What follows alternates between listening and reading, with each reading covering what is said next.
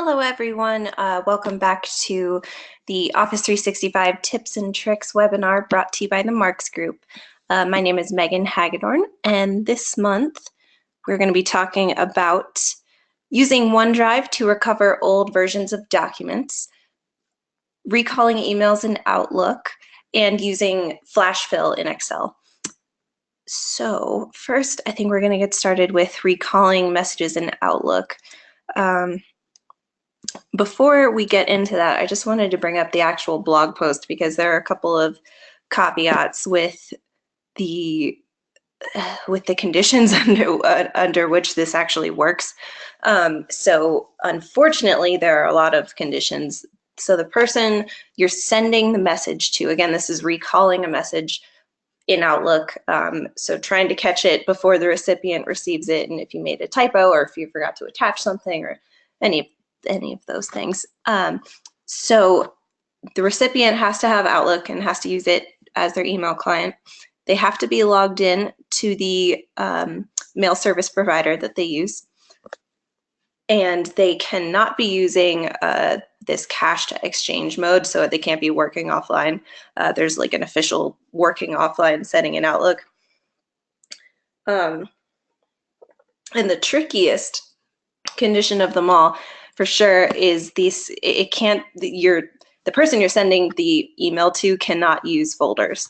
So if they have rules that move the message out of the inbox, that will prevent you from being able to recall the message. Unfortunately, this is something that I keep running into.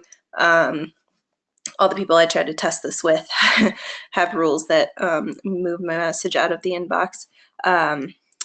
And finally, this one kind of makes sense. The message can't be opened already or marked as read somehow, which could also be an issue with rules that the person you're sending it to might have set up. So, okay, let's, assuming that the person you're sending your message to actually does meet all of those conditions, and it's always worth checking if you were in a situation where you had to do this.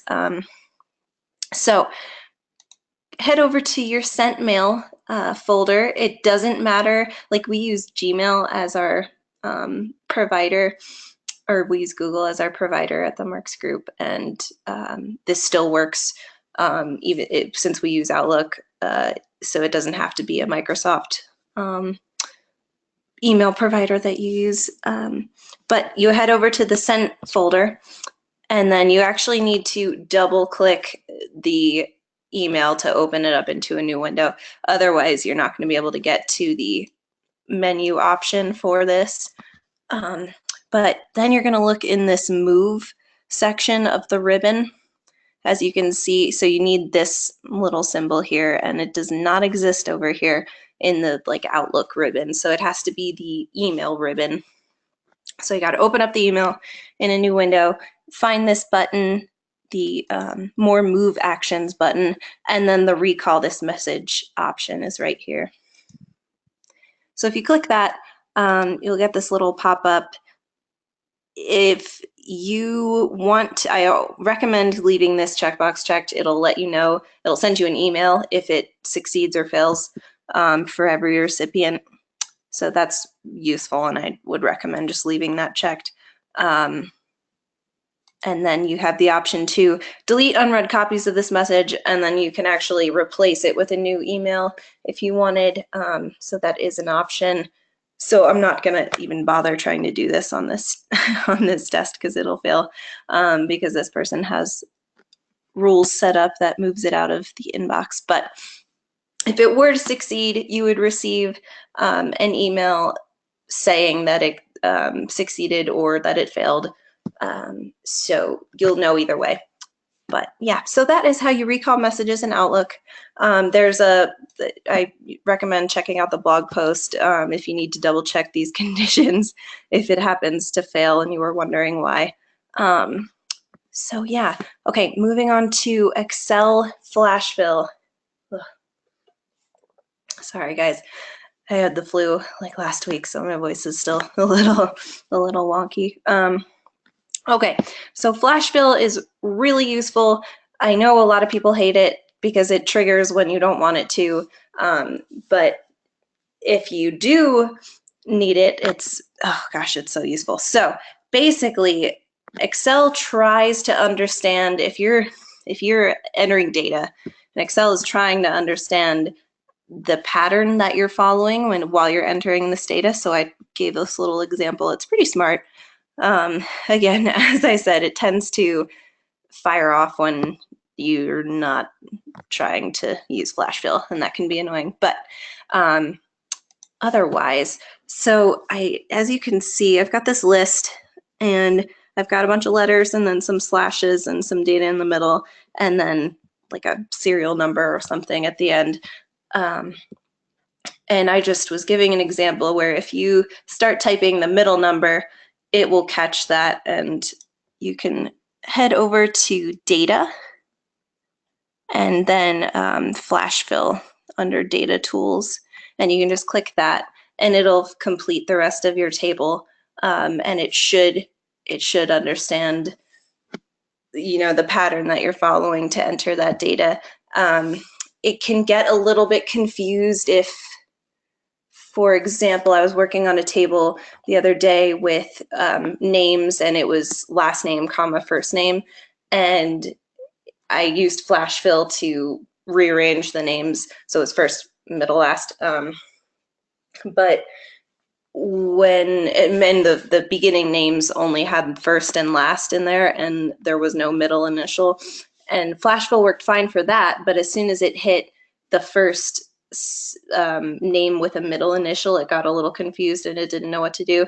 So then you would just manually type in the middle, the name correctly, and do that a couple more times, and it should learn the new pattern that you're using. It should pick that up, and it should be able to fix that for the rest of them. So it is learning. It's pretty smart. I recommend, you know, if you're doing data entry, it's definitely worth trying to use. There's a good chance it'll work. And if it doesn't, you can keep entering data, and it's, you know, at some point it should catch on to the pattern that you're using. And there are some options here. You can undo it. You can set it to accept suggestions. And then you can select the change cells, and then you can do stuff with that. So that is how you get flash fill going on your spreadsheet. Again, that's data and then flash fill in the data tools section. And it doesn't have to be formatted as a table or anything, by the way, just a side note. So I'm going to launch into our third tip based on this. Since we're here already, I've actually got, sorry, I'm just moving the pane I've got here. Okay, so heading over to document versions, trying to access different document versions from the actual file. And you should be able to do this from Microsoft Excel, Word, not OneNote, because that's just not how those are saved. But I'm not sure, can't think of any other programs that would use this, but give it a try. If it's a Microsoft software, you might be able to do it this way. But definitely for Excel and Word, you should be able to, if you use Office 365 in the cloud, you should be able to click on the name of the file up here if you use OneDrive, and then just click on version history here, and that will, sorry, I should have closed that first. If you click on version history here, it will show you,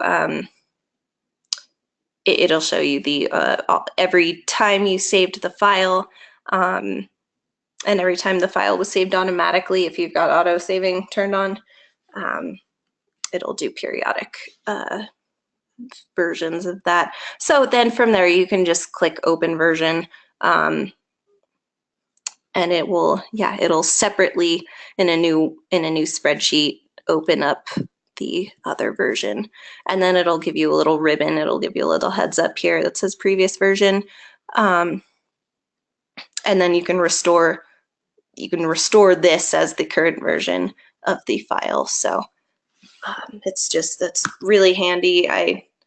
like I use that for my my invoices all the time, so I can go back to my template at the beginning of the week. So this is super handy, and you can get to this previous version option from OneDrive online in your browser. You would just right click on the record and click version history, and a similar thing would pop up, and you'd be able to cycle through each of the versions. So that is how you would access old versions of documents from your desktop. Again, that's Excel and Word that does this. I'm not sure if any other, probably PowerPoint as well.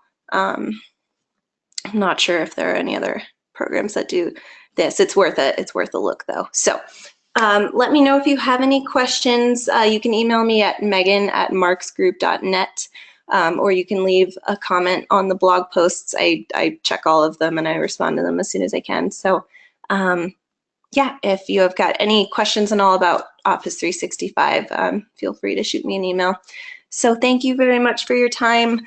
I will see you guys next month with some more tips for you. All right, thanks so much. Have a good one.